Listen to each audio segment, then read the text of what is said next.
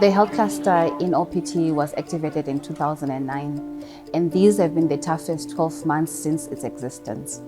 We have witnessed the dismantling of a healthcare system, which was already fragile to begin with before the war.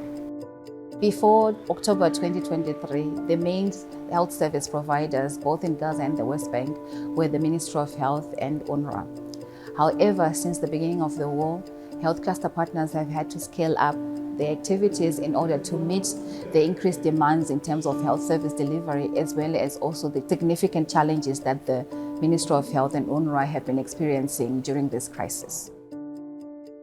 In Gaza, the focus has been on providing, or not only managing the trauma cases that have come as a result of injuries, but also providing basic primary healthcare services, managing patients with chronic illnesses, NCDs, MHPSS services to people who are highly traumatized. One of the main roles for the health cluster is to support health partners in restoration of health services across the Gaza Strip. We've done it with Nasser Hospital. We've started with minimal services, and then we've expanded beyond the minimum health service package, and we continue to expand the bed capacity within the Nasser Hospital. Weekly, the health partners provide health services to over 300,000 beneficiaries, be it primary healthcare or secondary healthcare services. In the West Bank, our focus has been on management of the injured from military operations, settler violence, as well as also providing basic primary health care to marginalized communities across the West Bank Area C locations. The current financial crisis going on has affected the Ministry of Health capacity to provide and procure medical supplies and even pay the health workforce.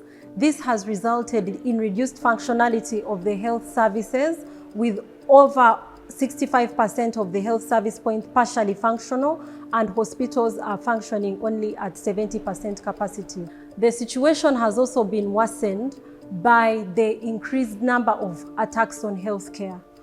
The checkpoint closures, movement restrictions, and also issues regarding issuance of permits has continued to make the response complicated and also affected timely and effective delivery of health services by the partners. Since October 2023, we have had 73 active health cluster partners working tirelessly to respond to the massive needs that we have been seeing in Gaza and the West Bank.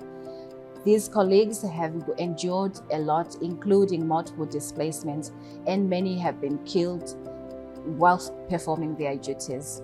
We want to appreciate all these colleagues for the hard work they have been put and the sacrifices they have made for us to be able to continue providing the much needed humanitarian health services for the population.